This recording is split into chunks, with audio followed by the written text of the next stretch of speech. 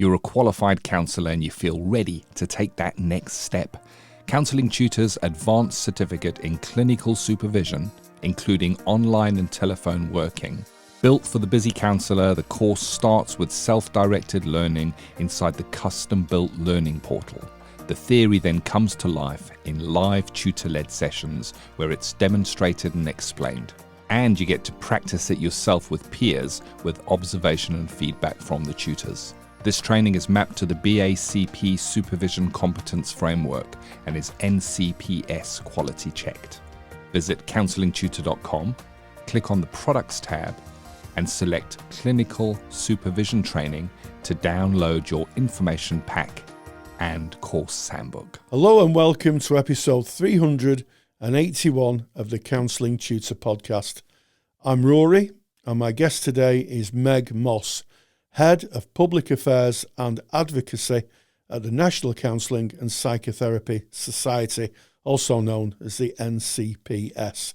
Regular listeners will know that Meg, along with her colleagues at the NCPS, have been working tirelessly to make therapy more accessible to the public and to encourage those in government who commission mental health and counselling services to recognise the army of trained professional counsellors already available to help.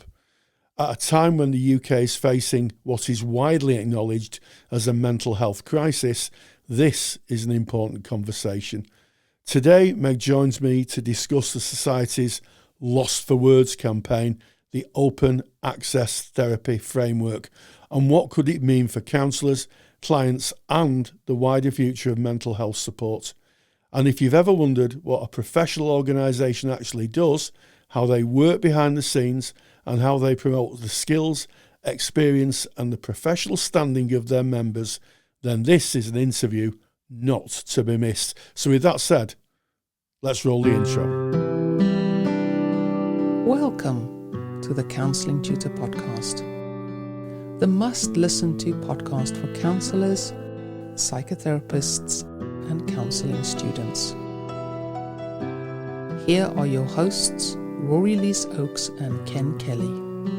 Hello and the warmest of welcomes to episode 381 of the Counselling Tutor Podcast with Rory Oakes and Ken Kelly. Rory and I are going to be walking you through 3 stops today, starting off with ethical sustainable practice as usual. Today we're speaking about Amplify Intention, ethically using AI in counselling practice. You're going to like this. If you've been following our AI stories, this one is different.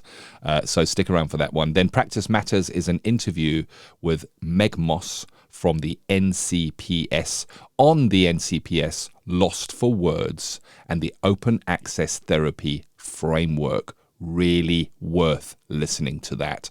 And then we go into student services where we look at you, our counselling students, on your formal journey, and we recognise that at the time of listening to this, your groups may be coming to an end. So we're talking about managing loss and transitions in your counselling studies. Rory, let's kick it off with our ethical sustainable practice where we're speaking about Amplify Intention. Now, this is very clever, isn't it? Because we've taken the word AI, artificial intelligence, and we've said, no, let's make it Amplify Intention. How smart is that? That is a very clever play on words, isn't it? And what we're really talking about is, ethically the ethical use of AI in counselling practice, and AI as an ethical partner, a co-pilot, if you like, not your replacement. And I think this is a very important conversation because this is not an either-or situation with the new world of AI. You can use AI and you can use it very, very kind of intentionally. And I guess this is what we're talking about. AI is part of a professional landscape. We can't escape from that. And all of us, being counsellors and psychotherapists, are using tools such as Claude or Gemini or ChatGPT in things like to help with writing, planning, research, administration, professional reflection. But the question really is, for I think the profession and counsellors in general, psychotherapists in general, is should counsellors use AI? And perhaps the better question is, how can I use AI in a way that amplifies, you see, we're getting to this now, amplifies my professional intention without compromising confidentiality, judgment, transparency, or the therapeutic relationship. So, Ken, what does amplify intention mean? Thank you. Well, I'm going to step back, and I'm going to say, if you're listening to the podcast and you're listening to this episode in isolation and you haven't listened to our previous episodes where we speak about the ethical use of AI, you're best going and having a listen to those episodes, because when we're speaking about Amplify Intention, we're speaking about the fun side of AI, of what you can do with it, how it can serve you as a counselor and the clients that you serve. But it's a given that you would have done all the ethical work first. So we've covered all the ethical work. We're getting to the fun bit, but you don't want to just listen to the fun bit without having the ethics in place, because they are ultimately important. So we're going to say it's a given that you've got the ethics in place. You know how to use AI ethically. Well, then you have a choice, and that choice is, do I use AI? Do I not use AI? Not everyone's going to use it, but if you do choose to use it, how can you use it as a tool that amplifies who you are? And I think the Amplify Intention framework, it's a core of the book, and we've been covering my book, which is now launched, hit #1 on the bestseller in mental health, in counseling and psychology on Amazon. So thanks to those of you that bought the book. We're very grateful for that. And the book, this framework, the Amplify Intention framework, is weaved throughout the book.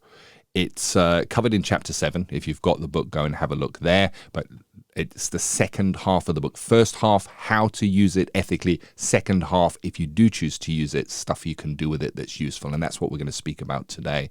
But never will you give your agency over to AI. This is why we say amplify intention. So it needs to amplify who you are, what you stand for, what your practice is about, not just create content. So an example of that is, you know what, I've heard that I need to post on social media. If I'm a counselor, I'm going to go into AI and say, can you give me a social media post about trauma? It will give you a social media post about trauma, but it is what is called AI slop. It's just going to be random stuff pieced together from its training that it's going to grab from the internet. And it's going to look and sound like anything else that AI puts out. You need to put you in the picture. It needs to be you amplifying what you would say, in this instance, about trauma. And we're going to be working through the principles that you can use to amplify your intention. Principle 1 is that you bring the intention. AI is just the amplifier of that. And this is the crux of it all. It sits at the top because everything else flows from it. Before opening any tool, you're going to know what you're trying to achieve and why, because the clearer that your intention is, the more useful the results are going to be. And AI is really good at amplifying whatever you give it. So the principle is a reminder to make sure that you give it what is worth amplifying. And we're going to get onto that in a moment. We're going to say how you can do that. I'm even going to give you a prompt that is from my book that you can have right here. Just by listening to this episode, you can use it, and it's going to give you a massive start in amplifying your intention. But then we know that we sit at the center of this and we're amplifying our own intention. The next one, Rory, I want you to cover for us. This is important. It's back to those ethics, and it's basically saying that principle 2, no client data crosses the boundary ever. And ever stands on its own there, Rory, because that's an important one. It absolutely is, Ken. And I think you make an important point. You know, if we're going to use AI in our practice, one of the things we have to have a boundary in, and as therapists, we should be well used to boundaries. I mean, it's brought up in training, it's talked about in supervision, and, you know, we know what boundaries are.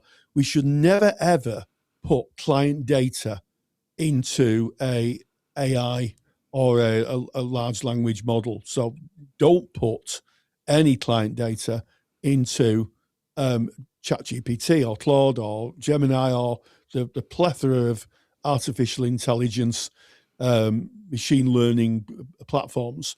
And the reason for that is that AI is a learning model. And if you were to put the client's name and address and what they are, what was discussed in the session, you're never going to be sure where that data will land. It's a bit like talking, in the coffee shop or in the bar about your client. You talk about it, and then someone might be listening in, and that once that data's out in the open, you cannot get it back. That's the golden rule of the internet in general, I think, isn't it? Once the data is out there, be it a picture or some words or a tweet, people tweet nowadays, I think the X, don't they? You'll never get that information back. It's out on the internet forever. So never use your AI to write your client notes up or to put the client's details in, because it will capture it. And in fact, I have to say, I was at a conference a few years ago where someone was actually saying they were doing that. Oh, I always put my client notes into AI, and I had to say, no, please don't do that. Please don't do that. And it wasn't because they were being maleficent; it was because they didn't know. And this is why this book and our podcast is so important, because we're pulling back the curtain, aren't we, into what AI is and how we should use it. So please don't put your client data into AI. That'd be lovely. I want to expand on that as well, Rory. When we say your client data, don't put your client data into AI. And you've mentioned a colleague who mentioned they might have been doing that, and I've seen comments on the Facebook post where someone's saying, can I use it if I anonymize the data of the client? Can I use it to kind of summarize a session? And there's people weighing in, some of them saying definitely not, others going, well, I can't see anything wrong with it. I've seen supervisors weighing in saying, I actually speak with my supervisees and it's okay for them to use this. It's not under any circumstances. No. It really isn't. So when we say no client details, we're saying the following. We're saying their name, their presenting issue. So not even a disguised version of what their story is. Don't put in a transcript. Don't put in anything that you use for your session notes. An LLM, if you've listened to our podcast and you've listened to the other episodes, you're going to know it's not a tool that is designed for clinical data. It's not governed. It's got no clinical frameworks. There's no non-negotiable principles involved here. Everything is part of AI, and it's owned by a company that is for profit. So don't use them. And of course, we're speaking about LLMs, off-the-shelf models here. We're not speaking about a clinical tool that may be handed to you in your work from your agency, if you're working in the NHS. That is very, very different, and you'll have some protection on that. So that's principle 2. Moving on to principle 3, verify everything against your professional judgment. So you start off and you go, I've got this intention. I want to do this with AI. You put in your personage into it. It's going to amplify your intention, and then it's going to give you something out. Always the human in the loop. Look at it, read it, edit it, make it yours. Use your professional judgment. Don't just take what comes out of AI, copy and paste that over and go, that's good enough. There you go. That's all right. And, you can even take these things into supervision. If you're using AI to amplify your intention, to come up with ideas for frameworks, for structures, you can fill those structures in supervision, going in and saying to your supervisor, what do you think of this? And get some feedback. So professional judgment remains at the center of this. Principle 4 of the Amplify Intention is your authentic voice is the input. And this is where I want to share a little bit from the book with you. I'm going to give you a prompt that is incredible. And I just want to start off by setting a scene, Rory. And the scene that I'm going to set you, if I was to go onto a listing directory for counselors and psychotherapists, Rory, so it can be my ethical body, or it can be one of the private providers that offers this amazing service. This is where we place our information to gain clients. And I'm going to ask you, go and try this yourself. Go on to any of those listing sites. those directories and pick a random page. So pick a presentation or pick a random page or put in a postcode or something so that you get a list of therapists and have a look and read down the page. See what you see there. And chances are you're going to see things that are pretty similar. You're going to see words like, I offer a warm, non-judgmental space where you can explore your feelings at your own pace, which is true. I believe that everyone deserves to be heard. Of course, you're going to see that. I work with anxiety, trauma, depression, low self-esteem, relationship issues, bereavement, etc. So if any of this sounds familiar, it's because it's what we do. It's what we do. And if you go to a listing and you read it, you're going to see that again and again and again.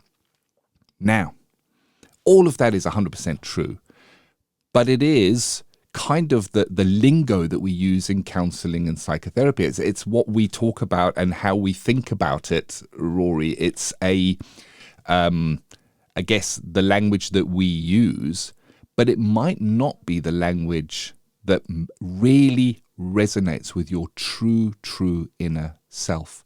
So if it's amplifying your intention, the important thing in a therapy room is you and that client. You are different to another therapist. That's why clients make a choice. They say, I'm going to go with you. Sometimes they'll have 3 introductory sessions with different therapists and say, I want to work with this one. Why? Because there's something magical in that human-to-human connection. Even if it's online, there's a magic in that. And that is you. That is you, the therapist. And what I'm going to give you now is a way to amplify or capture who you are. I'm going to show you a way to use AI, if you choose to do so, ethically, to create something called your professional voice. Now, I recommend, if you want to do this, that you should use Perplexity at the time of recording. It is free to use. It's a really smart AI model, and it's really good at searching the internet, but you can use GPT and you can use any model, because you're not going to have it use anybody else's stuff. It's just going to be about you. And then I'm going to give you the prompt that you say to the model. It's like this. You say, I am a counselor or psychotherapist, and I want to build a professional voice profile. I want a document that captures who I am as a practitioner in my own words for use across my website, directory listings, and professional communications. Now, here's the crux of it. You then say to this AI model in this prompt, interview me one question at a time. Wait for my answer before asking the next question. Build on what I've said. Be warm and curious, and push me gently to go deeper where my answers are broad. And cover these 6 areas naturally. My professional story, what drew me to this work, my approach, what it's actually like to work with me, who I serve, the clients I connect with best, what I believe about change, my tone and style, how I naturally communicate, my values, what I won't compromise on. And when we've covered everything, synthesize my answers into a single professional voice document that sounds like me, using my answers and what I have given you. And then you say, start with the first question, you press enter, and it's about a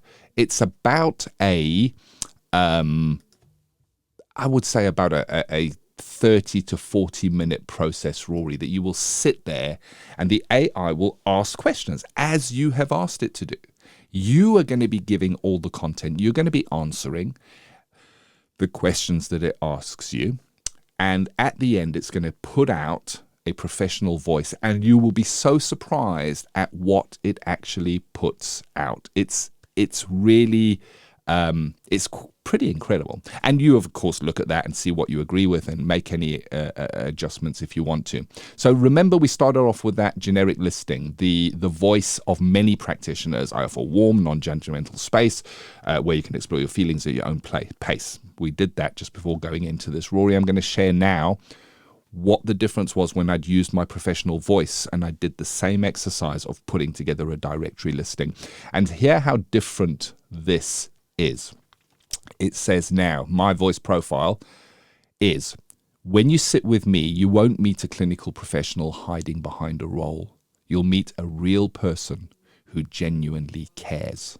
I didn't come into this work through academic curiosity. I came into it through recognition. I knew deeply and without question that I wanted to do something that mattered. Someone had once reached into the darkness and helped me find my way out. I wanted to be able to offer the same hand to others. That decision wasn't about changing careers. It was about coming home to something that felt true. That is a representation of me, the true me. And it's so different from that generic listing that we read out before.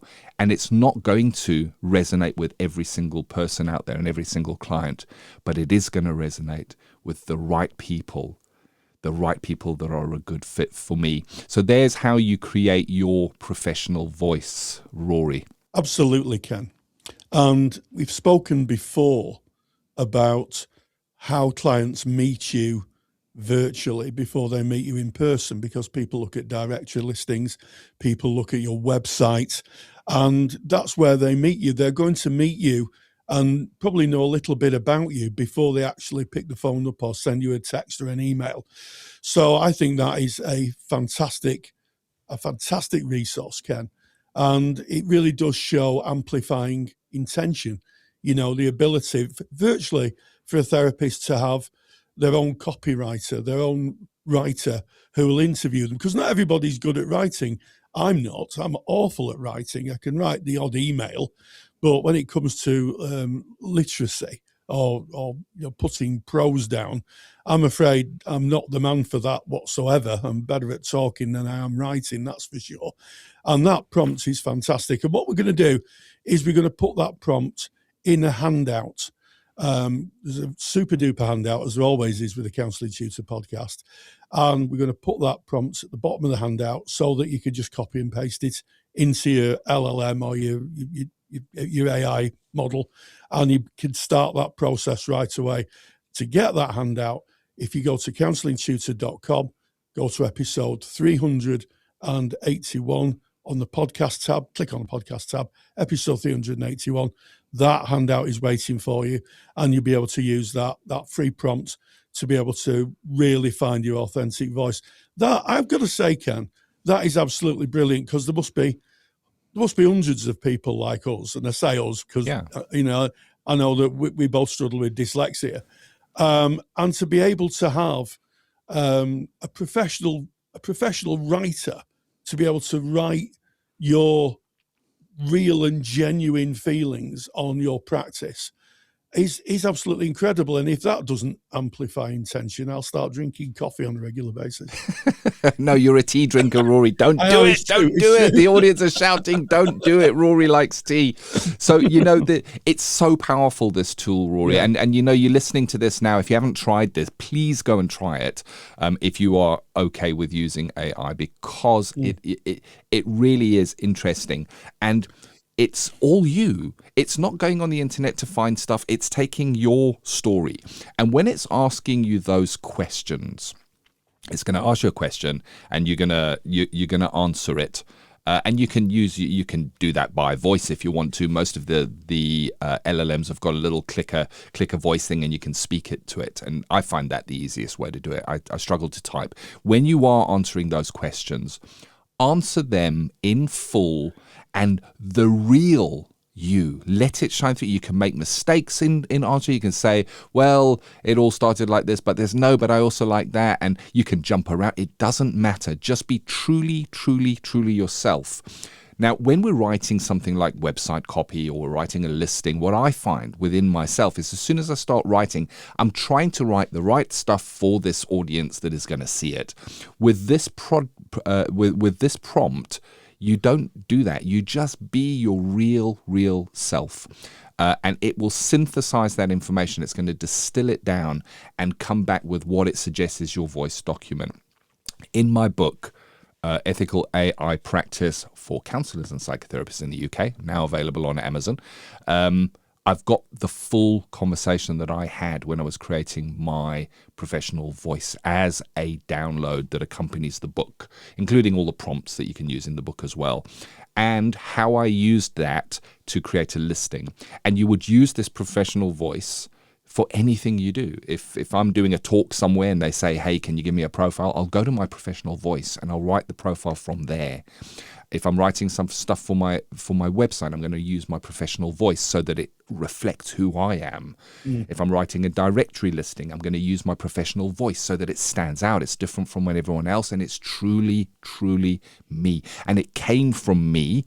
All AI did was synthesize and edit and act as a place for me to brain dump all the thoughts I had to the questions that it asks. And there's one more principle. It's principle 5. So there's the 5 principles. Well, first one, bring the intention. Number 2, no client data to cross the boundary. Number 3, verify everything against your professional judgment. Number 4, your professional voice, which we've just covered. And number 5, transparency. Transparency principle is key. If you're using AI for a listing in something you might be putting together, anything at all, always be transparent and say you have done so. So where AI has played a role in producing professional output, acknowledge it openly across websites, articles, CPD submissions, and professional communications. There's no shame in that. It's still you and your stuff. You may have used it for spelling or for grammar correction. Put it in. You're going to start seeing this filter through into the ethical frameworks, this transparency. It's really, really important because authenticity and congruence is so important in counseling and psychotherapy. So we need to be trusted. We need to be transparent. We need to be clear on everything that we are doing. And as you've said, Rory, where do you get it? You go to counsellingtutor.com, click on the podcast tab, episode 381, download the super duper handout that has been prepared by Rory using the book, and we're going to put in that prompt for you that you can take and use within your practice, and it will make a difference, I promise. Everyone that I know that has used this has been mightily impressed by it, Rory. Yeah, absolutely, Ken. And, this is about, for me, showing your true self to your clients. We started off by saying that people using generic sort of tone, I'm non-judgmental, I provide a safe space, which is true and is essential in therapy. But, if someone's looking through a listing and seeing that 10, 20, 30 times, then I think probably it loses its intention a little bit because it's so repeatable. But if you're speaking in an authentic voice, and remember, your clients meet you on your profile long before they meet you in person, long before they meet you in person. It gives I'm going to use the word idiosyncratic, Ken. I know that's a favourite word on I the like podcast. that. I love that word. It's a great word. I know you love it. You use it all the time. But it's an idiosyncratic version of yourself. In other words, it's a bespoke intention of who you are. And that is where your offer is when you're self-employed counsellor, private practice it's sometimes called. You're saying this is who I am, this is what I do, this is my practice, and everything we do is in service of the clients. If that makes it easier for a client to look at a listing and say, I think that person might just suit me, because it takes an awful lot of courage to go for therapy. I've both as a client myself and also as someone who saw, hundreds of clients through my career. It takes courage to pick that phone up and talk to the person. And, this is going to help clients find the courage, I think, to be able to say, I think you're for me, and phone up or text or email or however people get in contact, make that appointment and start making the changes in their life. So a fantastic resource and one that probably would be unavailable to therapists before the advent of AI, Ken. Yeah, Thank you, Rory, and thank you for bringing this topic today, ethical sustainable practice, and that is Amplify Intention, ethically using AI in your counselling practice. We now move on to Practice Matters, and we have a returning guest and friend to the Counselling Tutor Podcast. It's Meg Moss. I always light up when I hear that we're going to be hearing from Meg Moss on our podcast, Rory, because she's an incredible person who's done some incredible things in counselling and psychotherapy. Meg, from the NCPS, you met up with her to speak about the NCPS's Lost for Words and the Open Access Therapy Framework campaign, Rory. What can we expect in this? Well, what we can expect is real life advocacy from a professional body. I know that all bodies advocate for counselling. I'm not saying the NCPS is any different in this, but Meg is a familiar, warm, and respected voice in our profession. She joined me to talk about the NCPS, the National Counselling Psychotherapy Society's latest campaign, Lost for Words, and the Open Access Therapy Framework, a framework that she is speaking with government about. I caught up with her, and this is what she had to say. If you're a counsellor in private practice and you need a website, or you've got one that could do with an upgrade, WebHealer are offering Counselling Tutor Podcast listeners £100 off the cost of a website design and build. WebHealer specialise in websites for counsellors and psychotherapists. It's all they do. Their team provide a completely non-technical, done-for-you solution so that you can focus on your time with your clients. They've been doing this for over 20 years and are a trusted name amongst counsellors when it comes to getting your practice online. Get the full package details and claim your £100 off coupon at counsellingtutor.com/website. My guest today is a seasoned campaigner who has worked tirelessly to highlight alternative ways to make talking therapies more accessible, responsive, and better able to serve the public who rely on it.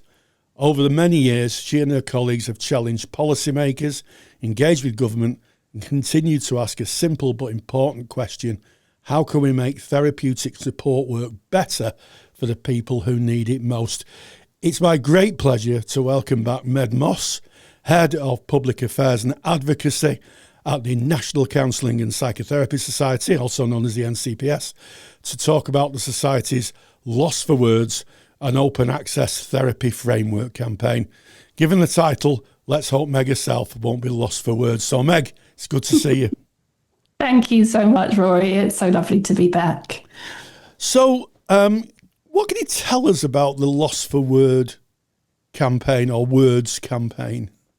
Yeah, so Lost for Words, or the full title, I think full working title is Lost for Words, a call for choice in NHS therapy provision. It's the NCPS's campaign for choice in NHS talking therapies. It's basically a relaunch of our direct access to counselling campaign, which I know that you know about, we have talked about before. And it kind of does exactly what it says on the tin, really. So our central argument is that NHS talking therapies is a really good system for roughly half the people that use it.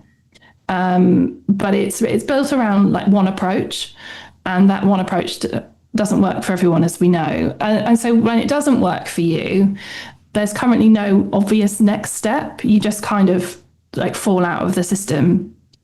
So our campaign has two strands to it.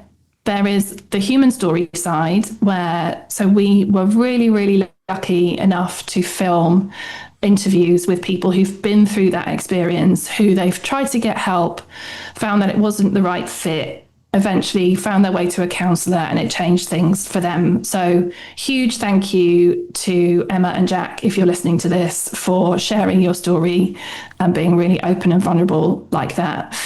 And there will be videos to show you exactly kind of what their experiences were and what they think should change. And then there's the policy side, which is our open access therapy framework, which is our proposal for how GPs could refer people directly to an accredited counsellor when the standard pathway isn't working. So we're linking together like stories and evidence, making a case for something hopefully that we think is genuinely achievable and that people are crying out for, maybe even without realising it. Yeah, so and I guess what I'm hearing is that the NHS, this one size fits all model, doesn't work for half the people who engage with it. And this is a story I've heard quite a lot. And I guess, to be fair to government, they deal at scale. They're spending public money. They deal at scale, and they're looking at a huge amount of people, of figures, of logistics. But the fact of the matter is that this more evidence-based approach that they have, which is usually CBT, isn't it? It's usually a CBT approach. Doesn't work. It certainly wouldn't work for me, I don't think. If I was going for therapy, I don't think I'd want people to ask me how I could think differently, to be honest. I'm not sure that CBT therapists don't only do that. So I guess one of the stumbling blocks has been that things like humanistic and person-centered therapy has historically, the evidence base has been historically thinner. CBT was built to be evidenced. It was a metric-based therapy, wasn't it? Where it was built to be evidenced. Where person-centered therapy is more a kind of qualitative view. In other words, it's, as you say, people's experience.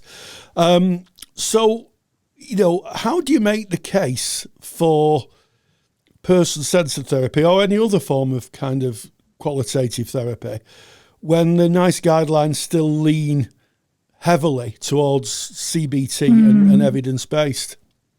Yeah, so I think this is the argument that I find most interesting to make when we're talking about this stuff, because I think that the thinness of the evidence base, as you know, is like partly a methodological artifact rather than the clinical reality of things. So our randomized controlled trials, or RCTs, are this kind of gold standard, air quotes, of evidence that NICE rely on. And they, like, as you said, they're structurally better suited to manualized protocol-based therapies.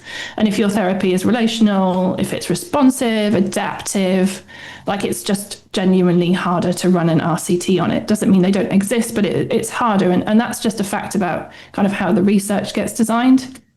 But what's really, really striking, I think, for me, when you look at the routine outcome data from NHS settings, which so would like talking about real world practice rather than the controlled trials themselves, the differences between the modalities, like they largely disappear. There's two studies, I think, and I'm just casting my mind back. Is it Stiles and Barkham, if my memory serves me correctly? And across thousands of NHS patients, showing that CBT, person-centered therapy, and psychodynamic therapy produce broadly equivalent outcomes in practice. And there's loads of this. If I misremembered that because I have been drowning in research, I apologise. But there's loads and loads of research about actually kind of what really happens on the ground. And NICE's methodology doesn't really capture that. So I think for me, the case for choice of modality is to look at a wider range of evidence and then ask what that's actually telling you, rather than just ignore the evidence, which I think is what we're currently doing. Scotland, for example, they do this really well, as do Wales, and I think England could learn a lot from them. Yes, are you listening, those in charge of England? I'm sure they tune into the podcast on a regular. I'm sure the whole of the government tune in on a Saturday morning to have a listening. Perhaps they should. They should. And of course, what we're really talking about is common factors and the dodo bird effect, isn't it? The evidence base has been around it's been around since the 2000s. That all therapies tend to work equally well, but there are some common factors. And if you want to know about common factors, we have a look in our podcast archive. We've talked about that before. I think we talk about common factors probably every time I'm on. We do talk about common factors because it is such a realistic assessment of how therapy works, you know. And I can say this because I'm, you know, the podcast host. I'm always surprised that government and commissioners, you know, aren't aware of this or aren't taking it seriously enough. But in terms of, you know, counsellors in private practice or self-employed counsellors, as we like to call them nowadays, who might be listening right now, what does the framework offer them? And is there a realistic route to be part of that pathway? How did they get on? Yeah, so, okay, absolutely. And our basic proposition is this. So the open access therapy, or OAT framework, as I've been calling it, other people may not do that, but I have in my head, relies on practitioners who are listed on a PSA accredited register. So that is the quality assurance mechanism. That is how commissioners can have confidence in the practitioners that they're effectively funding. So if you're already on an accredited register or working towards being on one, then great. You are in the right place, you're on the right journey. So the model that we're proposing is deliberately decentralised. We're not talking about counsellors being employed by the NHS or embedded in a single service. The idea is more like social prescribing. So a person would get a referral from their GP, then they can choose a practitioner from the register, see them online or in the therapist's own space. So for private practitioners, this would probably just look like a new referral route. It doesn't require you to change how you work or where you work. And that's the intention anyway. And so our ask really right now is for commissioners to pilot this. So the realistic route is for that infrastructure to be built locally, and we're working on how NCPS can support that. As anyone who's ever worked with the NHS will know, things can be really different depending on where you are. But we're creating a framework that will effectively be a form of best practice and kind of plug and play for different ICBs and GPs. Fantastic. Now, I know that people listening are going to be asking this question in terms of accredited and accreditation. So can you put into relief, I guess, when you're talking about people on an accredited register, what precisely does that mean? So if you are on the register of any counselling and psychotherapy professional body that is recognised by the Professional Standards Authority. So that is either NCPS, BACP, UKCP, the ACC, the Association of Christian Counsellors, or Human Givens, Linked Professions, Human Givens, and the British Psychoanalytic Council. Yeah. They're all the counselling and psychotherapy accredited registers. So it doesn't mean accredited. It means being a member on that register. Yes, accredited in the traditional sense of the word. So you are accredited by a body, an accrediting body. Yes, but yes, I see what you mean. So if I, as a therapist who's not done accreditation, in other words, not submitted a piece of work to, because I'm with the NCPS, so I'm not gone for accreditation, but I am accredited because I sit on the register. I would be included in this. So it's for everybody who's a member, basically, isn't it? Yeah, if you're on the register, not so student members or other non-registrant members would obviously not be included in that. But if you have qualified and you have had confirmation from your professional body that you are on their register, then you're fine. It's not about going up that second level is what you're talking about. That's where you have to submit all the pieces of work and have done 450 hours. It's going to be that first level of once you've qualified. Good. That will save me getting letters in the post bag, Meg, asking that question. So we've talked a little about common factors, and one of the things about common factors is that the therapeutic relationship is a big factor in if we could use the word, positive outcomes in therapy. It's at the heart of what counsellors are trained to do. How does that fit with the OAT framework, and how, or the arguments of the OAT framework, and how does the research kind of back it up? What does the research say? Yeah. Okay. So for me, I think that is just the entire argument of the framework. If you look at the meta-analytic literature, that's a big word for a Wednesday morning. It is, isn't it? On what actually predicts therapy outcomes, the therapeutic alliance comes up time and time again as one of the strongest predictors, like across all the modalities. So it's not really about the specific technique, like the type of therapy that you're doing. It's the relationship. Yeah. So if the relationship is that active ingredient, then a system that kind of assigns people to a modality without any consideration of fit, like we're talking things like relational fit or cultural fit, it's really important. Yeah. Personal preference, then you're leaving, if you're not taking that into account, there's a huge amount of clinical value that's basically just being ignored and left on the table. And there's also some really important evidence around stepped care specifically. Now, stepped care is one of the fundamental principles of NHS talking therapies. If you don't know, so what that basically means is you get a certain type of therapy until that therapy doesn't work for you, and then you get the next certain type of therapy until that therapy doesn't work. So you're basically failing forwards the whole time. So but basically what's happening is with stepped care, you're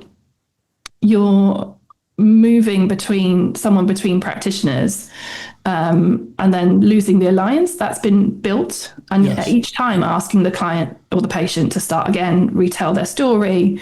And so for me, for people with like complex or like relational difficulties, it's genuinely quite harmful. So the OAT framework's basically insisting on continuity, on the choice of practitioner, and on that person being able to stay with the same therapist as their needs evolve. And I think that's really clinically important. And there is so much research and evidence around that, which we will be obviously publishing, not even our research. We do have some, but it's not just us saying that. This is academic research spanning decades and spanning continents even. So it's there. Wow. When you were talking about step care, it very much is a medical model, isn't it? Because if I go to the doctor for my asthma, I usually see a nurse, which is brilliant. If she happens to be listening, I'm sure she's not. But if she happens to be listening, she's brilliant. And I talk to her, and if my symptoms still persist, then I'm then kind of uplifted to the next level of treatment, which is usually going in to see the doctor. And after that, it could go up and up and up. Now, that might be okay for kind of physical ailments, although, in my experience, that's arguable. But with relational counselling work, it doesn't really fit, because if the relationship's at the heart of it, swapping and changing therapists or not getting the right help at the right time, it could put people off, can't it? People might think, well, I'm not doing that again. Or it might even be more damaging. Yeah.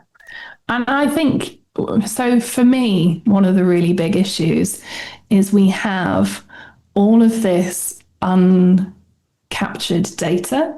Like, we don't know when people are dropping out of NHS talking therapies, when people are not engaging, when they're joining the queue and eventually going, I just can't be bothered with this anymore. We don't know what's happening for those people. We don't capture it.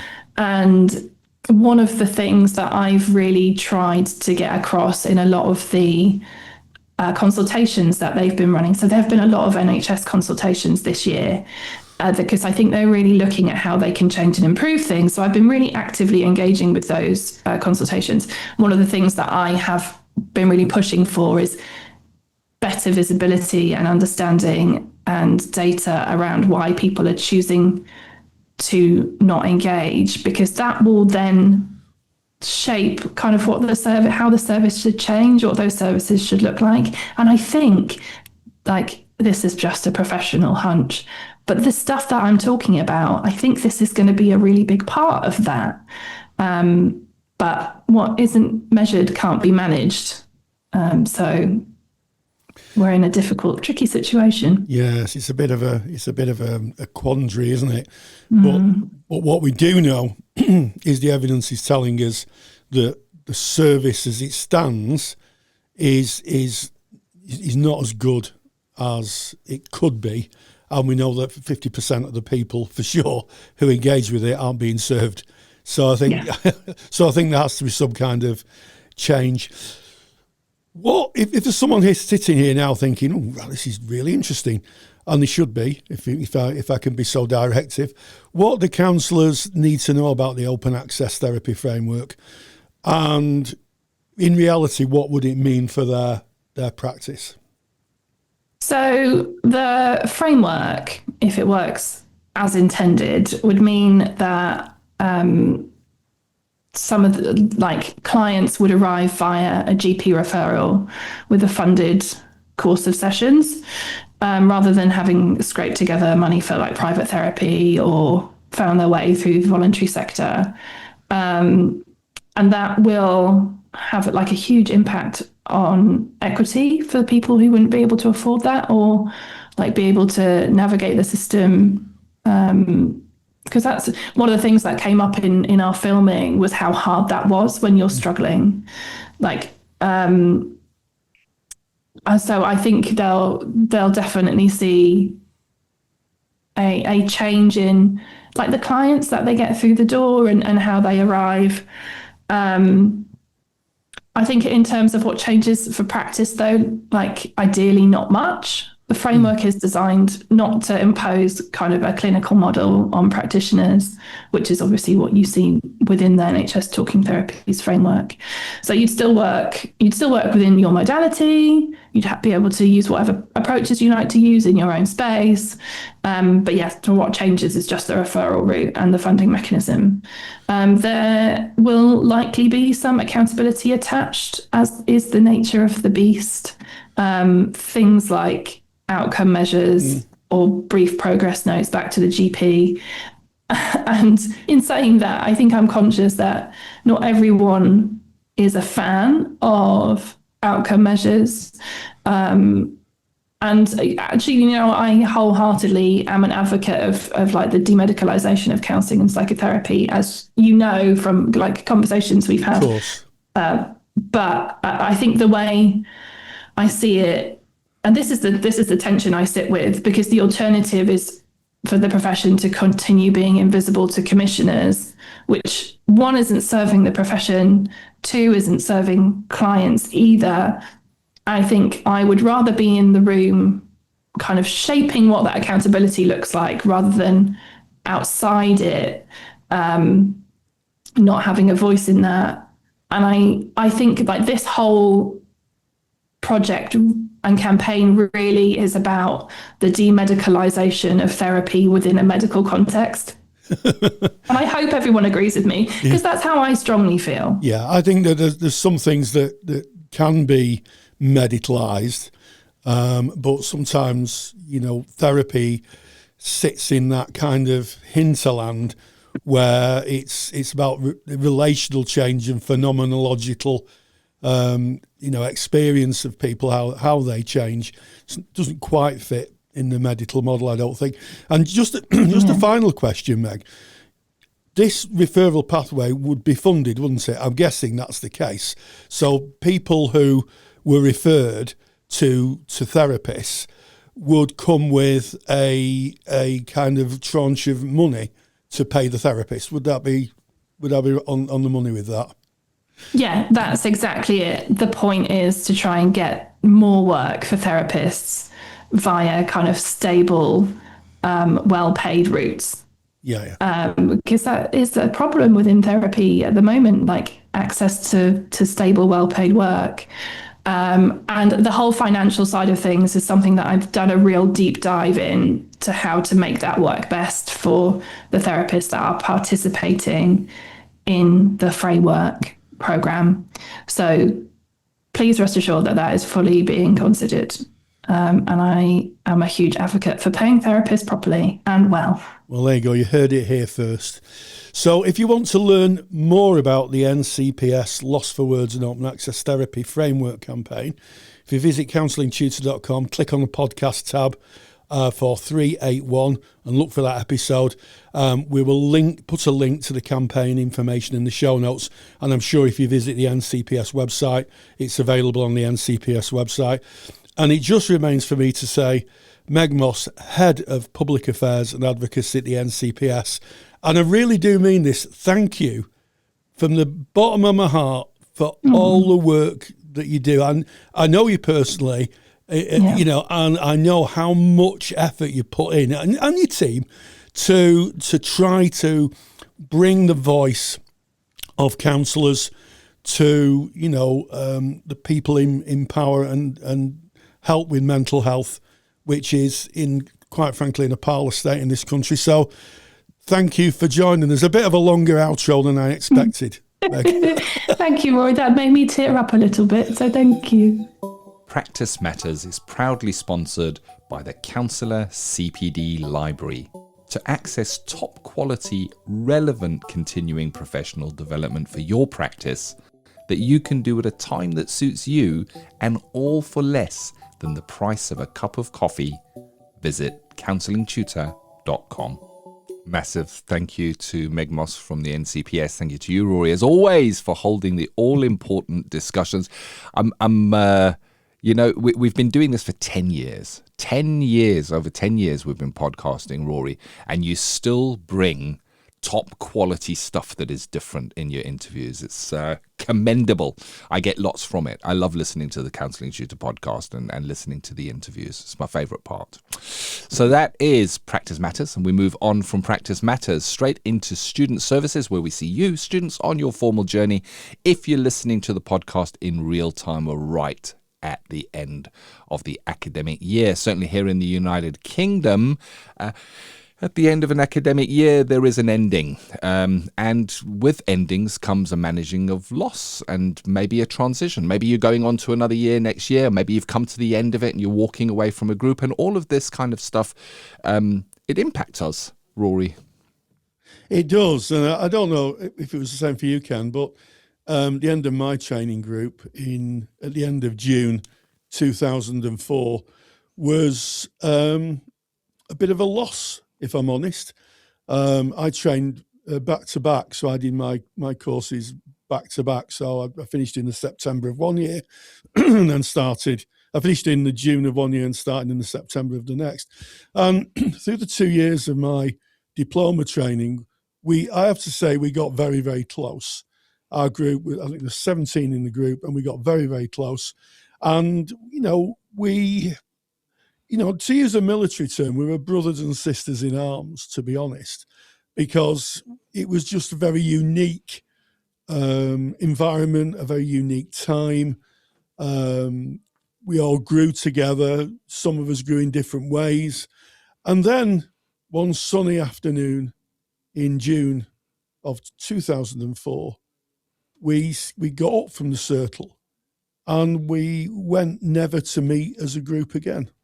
We went on our separate ways and managed our life the best we could. We went off, and some people did different things. Some people didn't counsel again. Some people went on to have incredibly wonderful careers as therapists. I was speaking to someone the other day who's, I think they're the only person in our group practicing as a therapy, 20 odd years on. But it can be a loss. And I wanted to kind of bring this up because when we have loss, especially with the training group, because it's such a supportive, it should be. I know there's going to be some people listening to and saying, well, Rory, you had a great experience. This is what my experience was like. I get that, I hear that. But generally speaking, I think that it's something to consider. How are you going to manage now that effectively you're on your own, where are you going to find your professional frameworks or your professional groups? What are you going to do? It might be that you think, I'm so processed out now, I could do with a break. But generally, I think recognizing that you've come to the end of, for what, I know I speak for myself, an incredible journey. You know, Ken, there's not a week goes by when I don't think of the people in that group. I can still see them now. Yeah. I can still see them now, all sitting in the seats and the chairs and the tutors. So, you know, how do you transition? What are you going to do? I've got some suggestions. I think it's the ideal time after a short period, you know, have a holiday or take some time out. But if you're continuing in practice, start building a network. You know, start building a network of contacts. That might be through your agency, or it might be through, you know, we have a wonderful Facebook group, Counselling Tutor in Facebook. That gets you there, and you can join the group. And you know, people have met there. You meet at CPD events. Start building a network, because the fact of the matter is, it's very difficult to talk about your professional journey and where you are in the kind of arc of your career with anyone outside counselling, because they don't get it. Yeah. Majority of people don't get it. It's a bit, I mean, I know you're in the military, Ken. It's a bit like being in the military, I guess. You leave. And, yes. And that's what I think. You leave, and then trying to explain to a civilian what you do it can be difficult. So I think, you know, if you need to, some people don't, but if you need to, start building your groups, start finding a network of professionals, because a lot of the growth in your practice and in yourself continues in environments that foster it. And I think that if you don't, professional formation only develops if you've got the soil of I'm paraphrasing Rogers here, Ken, the soil of a different kind, and that is like-minded people. So where do you find your tribe? Whether you're a student or a qualified practitioner, you're going to know that one of the biggest challenges that we face is that we never get to see another counsellor using skills in a real session with a real client. That's why Counselling Tutor created the Counselling Skills Academy, where you can watch 6 full client sessions from contracting and risk assessment right through to endings, demonstrated and evaluated by qualified therapists. Real sessions with a real client, not actors, not role plays. Visit counsellingskillsacademy.com to watch a free session. counsellingskillsacademy.com. You know, you covered it so beautifully there, and it took me right back to my group. My last session, I remember it. I remember the standing up and walking out of that circle. So we sat in a circle on chairs, as we did when we did our personal development groups, and as we had spent many, many hours together doing. And it was thanks to your guidance on that, Rory, that you said, you know, this is, as you stand up now and you leave this circle, it's the last time that you will leave this as a group. And it was, and you kind of focused us on to be mindful in that moment, to remember it, and I can go back there very easily. And as I do, I can feel the remnants within me of the kind of emotions that were there with me, and it was a very emotional time. And you've covered kind of some of the reasons for that, but you've mentioned, you know, post-studying, and it's very difficult for us to share what we do with others. Well, the same is true if you think about when you're studying, and you may take it for granted because you might not see it until you leave studying, but you're spending this time with others that are going through the same as you. They are experiencing personal development. They are learning new things, having those epiphany moments where theory suddenly comes clear, and you go, oh, introjected values. I can see my own introjected value. Oh, my goodness me. You know, all of those epiphanies that are difficult to share outside of training. And you share that together. You may even share frustrations with others, and that's okay, because you're still dealing and sharing with emotions on this journey. And remember, this is a journey of learning about our own emotions to be there with others as they share their emotions. So it's the whole arc of the emotions that we experience as we go through them, even if there is frustration. If you think about PD groups, personal discussion groups and development groups, if you have that opportunity to do that in your training course, they are really, really powerful. I know that some have shared things in those PD groups that they haven't told anyone else. It's the kind of stuff and what's going on for you that you might go and share with a therapist. It's an opportunity to learn to get to know other people at a level that is incredibly unusual in life.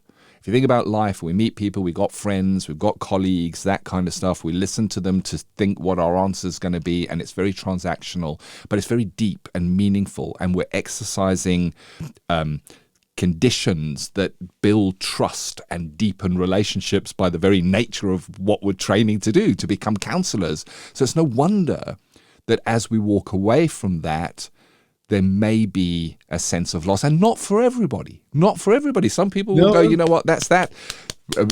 Dust off the training dust. I'm off now. I can't wait to get into practice. That was then, and this is now, and that's fine. It's about each individual, but it can sit with very often there is we're all going to get back. We're all going to get together. We're all going to stay in touch. We're going to have online group sessions and meetups, and that's all good and well. And maybe you will do that, but the truth of the matter is it will not be the same group. The group you stand up and leave at the end of your training, even if all of you get together online, it's not the same group. It's different. No, it will feel different. You can't capture it back again. Yeah. And I think, Rory, being kind to self and recognizing that it's okay to feel those emotions. Those are beautiful emotions. They are beautiful emotions. There can be an element of grief with it and loss of what you're walking away from. But it's okay, it was part of your stepping stones to become who you're going to be. So there's a sweetness to that. I guess I don't want to say pain. I think that's too strong a word, but to those emotions that might be a little bit heavy. There may be tears, but they're okay. They're okay because they're tears of development as you're moving on. And as you said, Rory, keep in touch with those that you trained with. You never know when they might be referring to you, or you may be able to refer to them. Yeah. I know I'm still in touch with some of the people I trained with, and some of them are doing incredible stuff, way more qualified than I am. It's incredible. It really, really is. And, and some have specialized. And if I was in practice right now and I needed to refer a client, they would be first on my list because I trust them and I know them. And I went through a time with them that is difficult to replicate with someone else, Rory. And also, I think we mustn't forget that ending replicates the client's journey as well. Everything in counselling training is a parallel to the counselling journey. So, this is what a client might feel like at the end of a particular important or meaningful piece of engagement with a therapist, where they walk out of the therapy room for the last time. I mean, the difference is you won't be phoning, your therapist won't be phoning the clients up every 5 minutes or contacting them. But it does, there is an echo of what that feels like. And, if you are listening to this in real time and, your training group's coming to an end and it has been meaningful for you, I'd say lean into it, really lean into it and really, get involved in that feeling, because you only get to do it once. I've done a lot of training since I qualified in 2004, and I have to say some of it's been great. The people have been lovely.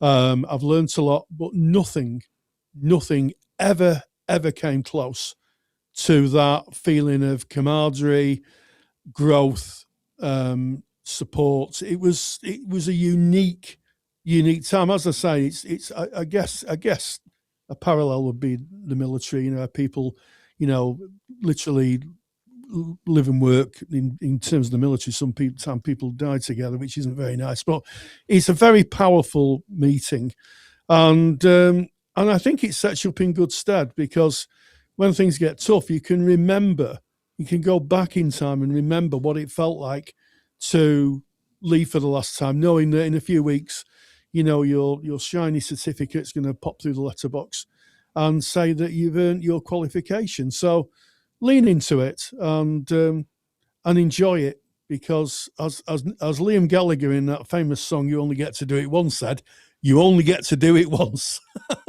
This is true. This is it's true. It's so true. When we did it, Rory, when I left my group, you took a photograph, and it was a photograph of the whole group. Now, you can't see a single person's face in this photograph because it was all of our feet. We were sat in our circle. I remember that. And I don't know if you've done personal development group and you've sat in a circle, you've stared at shoes a lot. It's what I can say. And it was everybody's shoes. I don't know if you've still got that picture, Rory. I have, Ken. I have, and I've actually.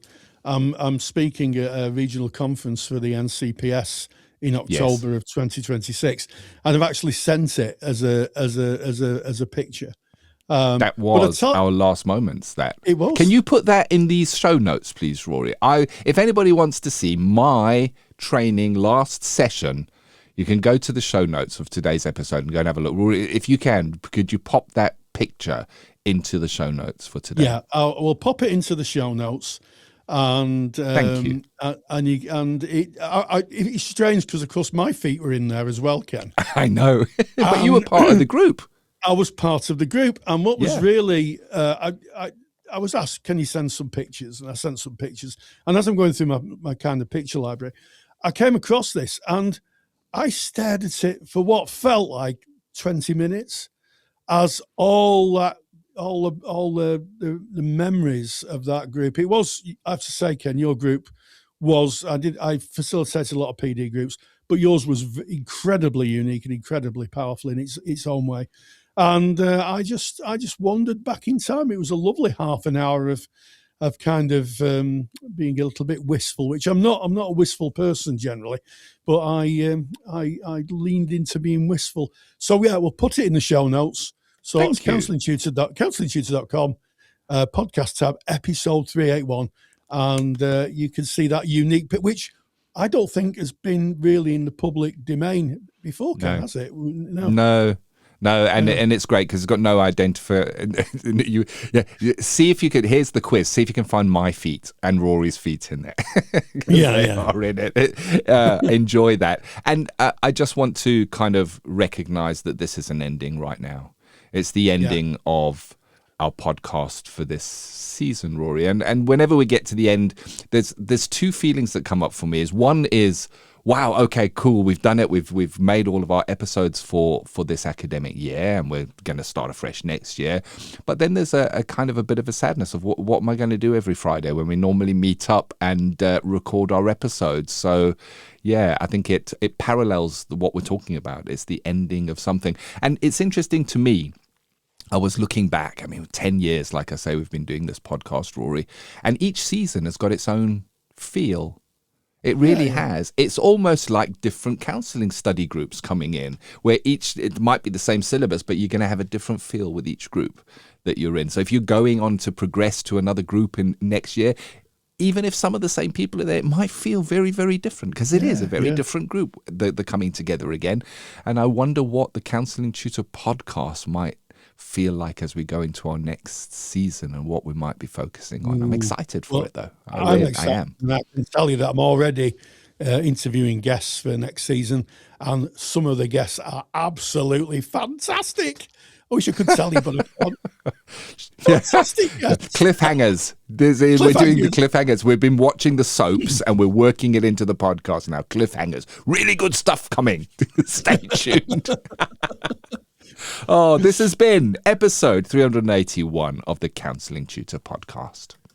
Well, we rolled in with ethical, sustainable practice, Amplify Intention, ethically using AI in counselling practice, how you can use AI to find your authentic voice and be that idiosyncratic practitioner, writing about how you practice your counselling values, talking directly to the client, really important. In Practice Matters, we met the fab Meg Moss from the National Counselling and Psychotherapy Society, talking about the Lost for Words and the Open Access to Therapy campaign. A real eye-opening discussion showing exactly what a professional body should be doing, advocating for their members. And boy, does Meg advocate, and the team advocate. Fantastic work. And into student services, a trip down memory lane for me and Ken when we talked about when counselling training groups ends, managing loss and transition, and the uniqueness of coming to the end of what is a really special journey for some. As always, we thank you for your likes and your shares and your comments. If you want to put a comment onto iTunes or any of the podcast platforms, we always love to get your feedback. And as always, and until the next time, stay grounded and stay safe. If you're studying counselling, the student library from Counselling Tutor is like having your own tutor alongside you. Every theory and skill in plain English, mapped to your specific course and level. Visit counsellingtutor.com, click on the Products tab, and select Student Library for more information. That's counsellingtutor.com. Thank you for listening to the Counselling Tutor Podcast. Find the show notes for this episode by visiting counsellingtutor.com.